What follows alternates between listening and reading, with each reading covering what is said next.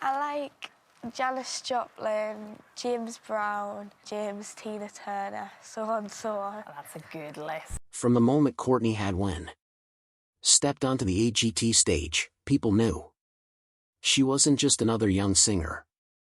There was something different about her. Something fans whispered about, argued over, and tried to piece together for years. And now, after staying silent for so long, Courtney has finally spoken. And it sent shockwaves through everyone who followed her journey. Her voice, her sudden rise, her almost unbelievable transformation on stage. Everything feels a little more meaningful now. Fans always suspected there was a deeper truth behind the girl with the powerhouse voice. For the first time, she's finally confirming it all. About AGT, America's Got Talent, or simply AGT as most refer to it, as one-off to shows that almost everyone has heard of. It's loud, emotional, dramatic, sometimes funny, and full of surprises. But behind all the glitter and excitement, the show actually has a pretty interesting history. Premiered on June 21, 2006 on NBC. It was not just a show that was done on a whim. This was actually part of a much larger idea by Simon Cowell himself, the very same person behind the X Factor. He wanted to design a competition opulence that was not restricted to one. Instead of just singing or dancing, he wanted a show where people of any age from any country could perform any type of talent, magic, stunts, comedy, animal tricks, or anything else that wowed an audience. That idea became the very foundation of the whole Got Talent franchise. Interestingly, AGT wasn't supposed to start in the US.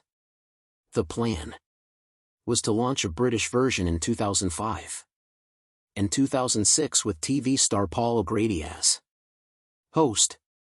But after O'Grady got into a dispute with broadcaster ITV, the whole project fell apart. Instead of waiting, Simon Cowell pushed ahead and took the idea to America. NBC loved the concept, especially after seeing the pilot that had been filmed for the UK, and immediately ordered episodes for their summer schedule. The first season included Regis Philbin as its host and judges like David Hasselhoff, Brandy Norwood, and Piers Morgan. Without Cowell on this panel of judges, the show became a huge ratings hit. Its success prompted ITV to restart the British version the following year, which is how Britain's Got Talent was born. And from that point on, the global franchise just exploded. Today, AGT attracts performers from all over the world. Even though it's an American show, its stage has seen magicians from Asia, dance groups from Africa, singers from Europe, and even robots from Japan.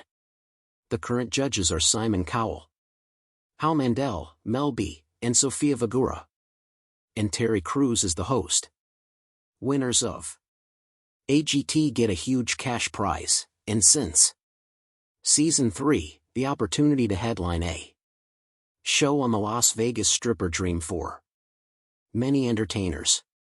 It also averages around 10 million viewers a season, proving that the format still has huge appeal. Over the years, AGT has grown so much that it has spawned multiple spin-offs. AGT The Champions, AGT Extreme, AGT All-Stars, and AGT Fantasy League.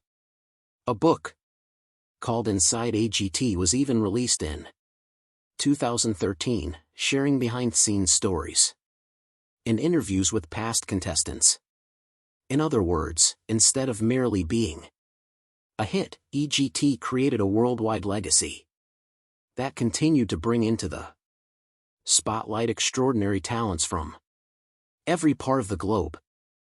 Courtney Hadwin's early life and career. Courtney Hadwin grew up in the quiet village of Heenan, County Durham, where life was simple and family-centered.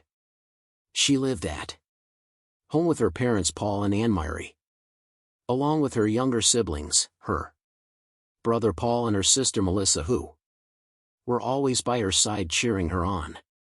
Courtney went to Heason Primary School and later studied at the academy at Schottenhalen-Peterlee until late 2018.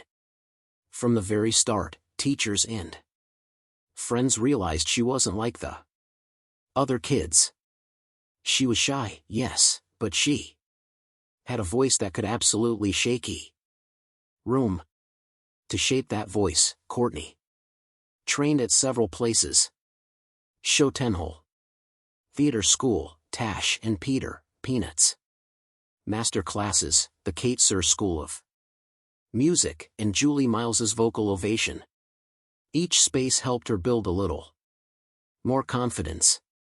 Although she was still known for being a quiet girl off stage, but the moment she held a microphone, everything changed.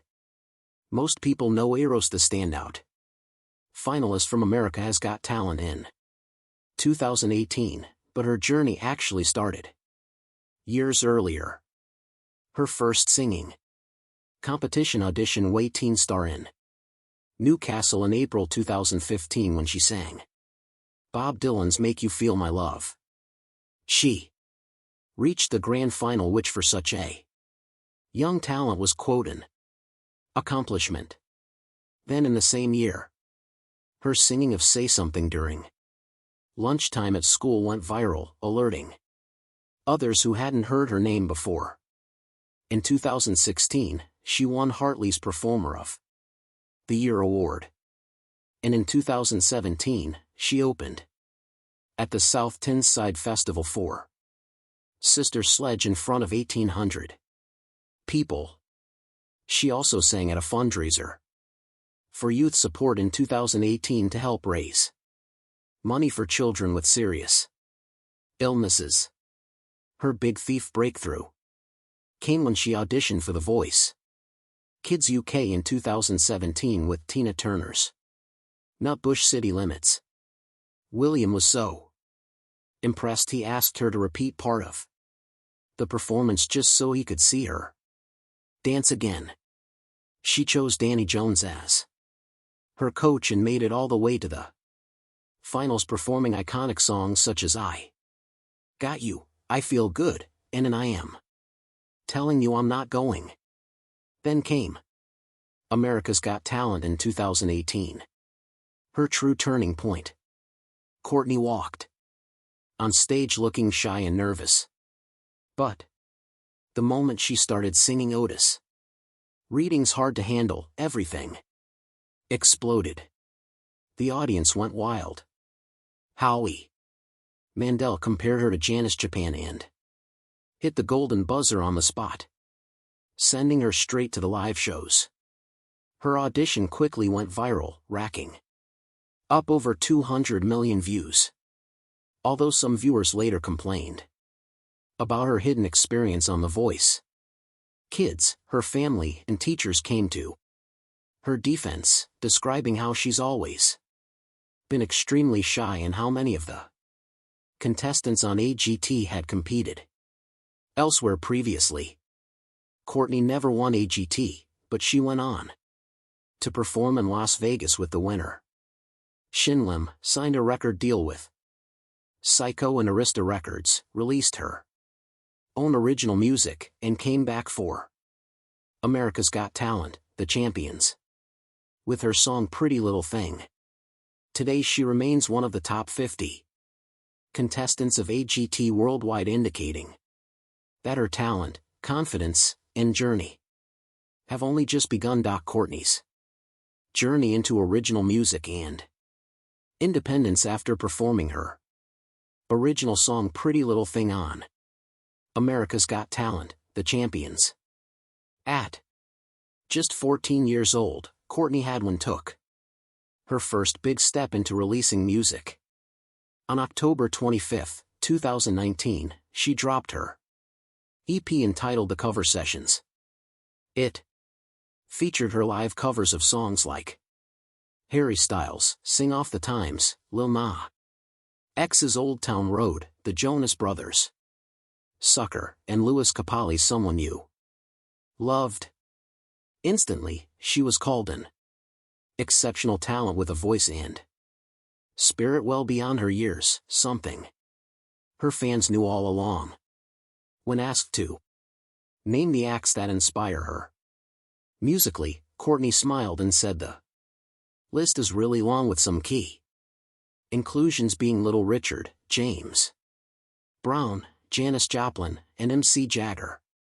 She was even booked to perform at Woodstock 50, the contemporary tribute to the legendary 1969 festival. But the event had endless problems, venue issues, funding troubles, and pressure not to pull another Woodstock 99 in disaster. Eventually the whole festival was axed. Then came the pandemic, which shuttered live music the world over. Tours, festivals, and album releases were cancelled or delayed for years. Even in the silence, Courtney didn't vanish. In November 2020, Spy Christmas, a segment of viewers felt perplexed or even annoyed by a non-American contestant competing in a show called America's Got Talent. Their argument went like this: if America is in the name, shouldn't the contestants be American? Some social media users even went so far as to question the fairness of allowing international performers to compete, posting comments like, "Why are there so many acts that are not American when America is in the title?" Now, none of this backlash really had to do with Courtney herself. Most people can agree she is an incredibly talented performer. Fans even rose to her defense, proclaiming, "Talent has no borders." AGT has welcomed performers from around the world since the show first began. Still, the criticism was more toward the concept of the show. For some viewers, the idea of giving a prime spot to international contestants was confusing, especially when the branding of the show came off as strictly American in nature. Courtney wouldn't let this noise drag her down. A teenager, then she spoke off the controversy later to Forbes with common poise. She said instead of getting herself and her thoughts entangled in debates and even comments on the internet, she chose to focus on her music and let the negativity swirl around her name. Amazingly mature for one so young. While the internet discussed her nationality, she had moved on thinking of her shows, her growth, and the future ahead. Her journey on AG became more than just a singing competition. It became a wider conversation about who gets to participate in shows like these and whether national identity should even matter. Should talent competitions beep into the whole world? Should they strictly limit themselves to their home country? These were the kinds of questions her appearance brought to the surface. In the end, Courtney Hadwin remained at the center of two very different narratives. One celebrating her viral rise as a powerful young performer, and another questioning the rules of the show she competed on. Had asked for the debate, but she handled it with grace. And despite the noise, one thing stood out above everything else.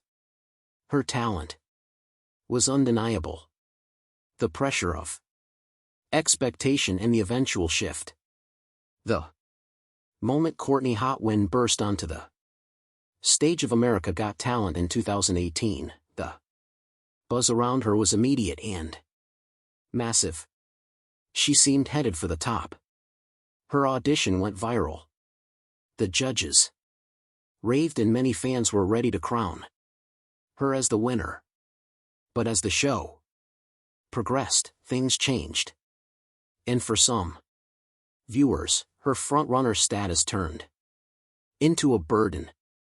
The expectations from the very beginning were very high. After such a striking audition, everything that was less than perfect felt like a decline. Among the reasons given to Golden Derby as to why she didn't win are several, from song choices to live performance dynamics. Many fans felt that because she started so strongly, the room for error became unbelievably small. Threads on social platforms such as Reddit have cropped up to dissect her journey. In fact, one comment said it all on her. At the main factor of her downfall was definitely her semi-final performance and how a lot of people noticed how blatantly favored she was. And it was too obvious. Comments like this capture the prevailing sentiment of many viewers. A feeling that the narrative surrounding Courtney was being built up so intensely, the backlash was swift once that momentum shifted. Another criticism was about the consistency in her performances. Some people felt that though the audition was extraordinary and followed by strong moments. Let us know in the comments.